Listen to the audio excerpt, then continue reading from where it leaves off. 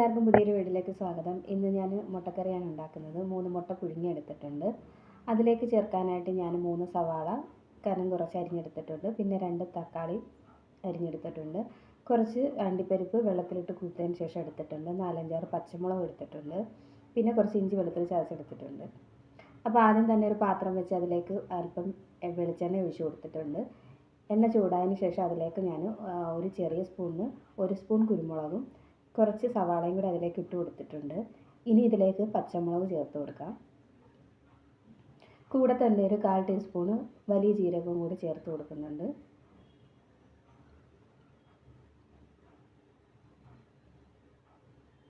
ഇനി ഇത് നന്നായിട്ടൊന്ന് ഇളക്കി കൊടുക്കാം.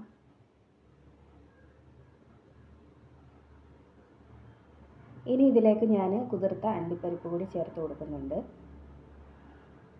ഇനി ഇതെല്ലാം കൂടി ഒന്ന് വഴറ്റിയെടുക്കാം.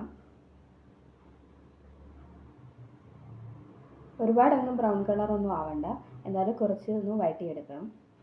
അപ്പോൾ അത് നന്നായിട്ട് വഴറ്റിയെടുത്തിട്ടുണ്ട്. ഇനി ഇത് തണുത്തതിന് ശേഷം നമുക്ക് അരച്ചെടുക്കാം. അപ്പോൾ ഞാനത് നന്നായിട്ട് അരച്ചെടുത്തിട്ടുണ്ട്.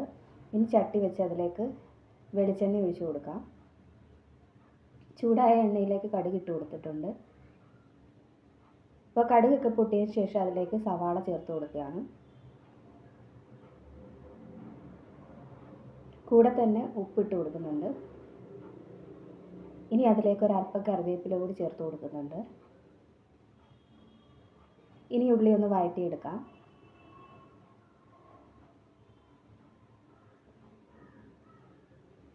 അപ്പോൾ ഉള്ളിയൊക്കെ പകുതി വഴണ്ട് വന്നിട്ടുണ്ട്. ഇനി അതിലേക്ക് ഞാൻ ചതച്ച ഇഞ്ചി വെളുത്തുള്ളി ചേർത്ത് കൊടുക്കുന്നുണ്ട്.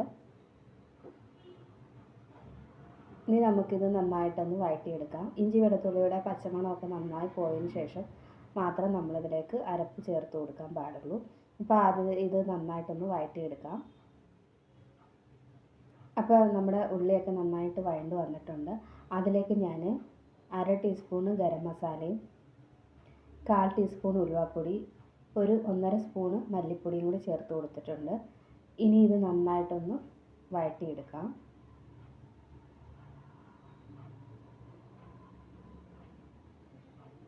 അപ്പോൾ നന്നായിട്ട് പൊടികളൊക്കെ വഴറ്റി എടുത്തിട്ടുണ്ട്. അതിലേക്ക് നമ്മൾ ഇനി തക്കാളി ചേർത്ത് കൊടുക്കാം. ഇനി ഈ തക്കാളി ഒന്ന് നന്നായിട്ട് വേവിച്ചെടുക്കാം. അപ്പോൾ തക്കാളിയൊക്കെ നന്നായിട്ട് വെന്ത് വന്നിട്ടുണ്ട്. അതിലേക്ക് ഞാൻ അരച്ച പേസ്റ്റ് കൂടി ചേർത്ത് കൊടുക്കുന്നുണ്ട്. ഇനി ഇത് നന്നായിട്ട് ഇളക്കി യോജിപ്പിച്ചെടുക്കാം.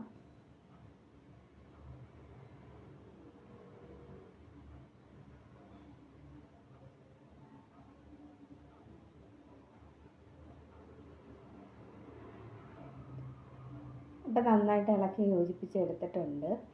ഇനി നമ്മളിതിലേക്ക് ആവശ്യത്തിനുള്ള വെള്ളം ചേർത്ത് കൊടുക്കാം.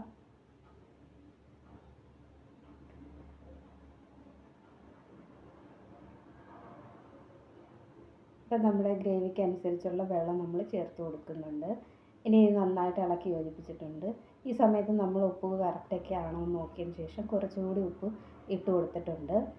ഇനി ഇത് നന്നായി തിളച്ചതിന് ശേഷം നമുക്കിതിലേക്ക് മുട്ട ചേർത്ത് കൊടുക്കാം.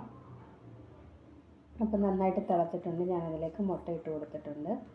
ഇനി ഇതൊന്ന് ചെറുതായിട്ടൊന്ന് കുറുകിയതിന് ശേഷം നമുക്ക് തീ ഓഫ് ചെയ്യാം. അപ്പോൾ നമ്മുടെ മുട്ടക്കറി റെഡി ആയിട്ടുണ്ട്. വീഡിയോ ഒക്കെ ഇഷ്ടപ്പെട്ടാൽ എല്ലാവരും ലൈക്ക് ചെയ്യുകയും ഷെയർ ചെയ്യുകയും കമൻറ്റ് ചെയ്യുകയും ചെയ്യണം. പുതിയൊരു വീഡിയോ ആയിട്ട് വീണ്ടും കാണാം. എല്ലാവരും ചാനൽ കണ്ടൊന്ന് സപ്പോർട്ട് ചെയ്യണം. ഒരു ലൈക്കെങ്കിലും ചെയ്യണം.